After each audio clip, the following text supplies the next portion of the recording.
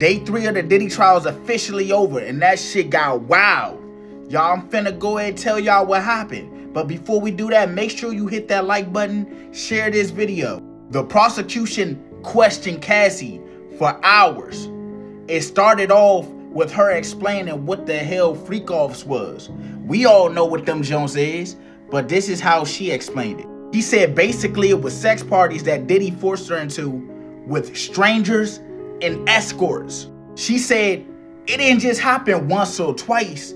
She said it happened over 100 times, y'all. She explained that she didn't want to do the freak-offs, but once again, she said she did it to make him happy. She didn't want to see him mad and turn to the Hulk. Y'all all seen what he did on that video, right? She described how Sean Diddler Combs sometime gave her pills that was disguised in a vitamin bottle, y'all.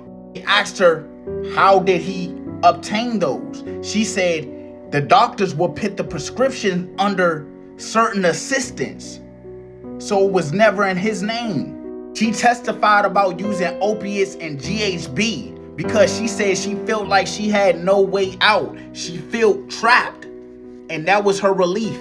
Cassie then said she was physically assaulted too. She said in New York, Diddy turned into Javante and went upside her head inside an Escalade. And she said one time in LA, he stomped on her face in a car. So he did the ATL stump. This man was stumping a yard on her, y'all.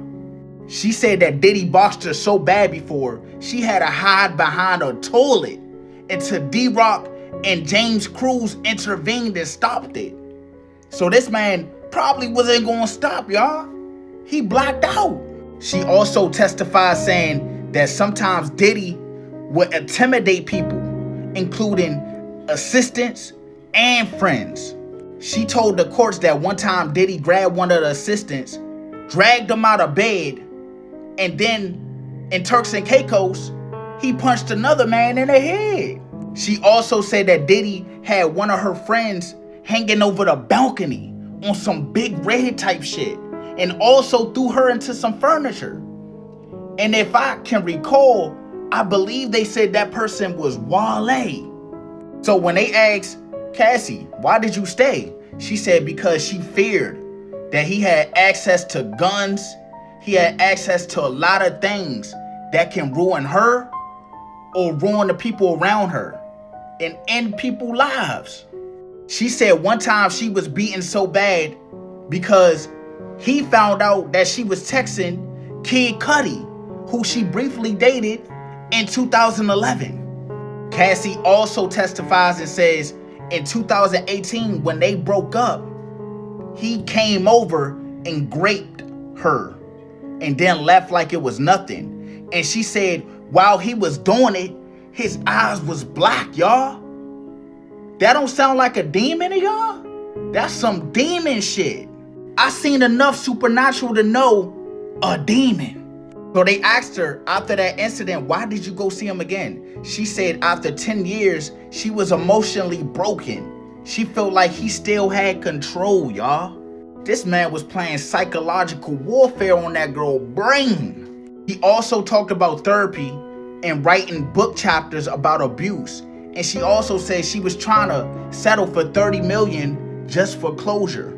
That lawsuit ended up settling for $20 million last year within 24 hours. So they said throughout all of this, the defense was objecting multiple times. And they even tried to keep key details about her past relationships out the court.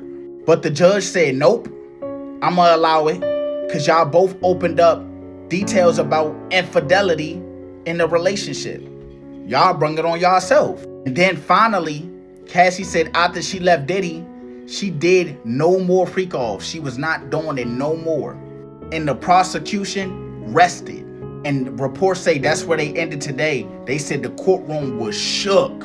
Y'all, this is crazy. I'm gonna keep breaking it down, so you already know what to do. Make sure you like this, share this.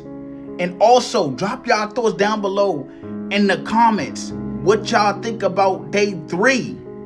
And what do y'all think is going to happen in day 4? And if y'all want to, Have it up in the comment. Talk about y'all past relationships if you feel comfortable saying it.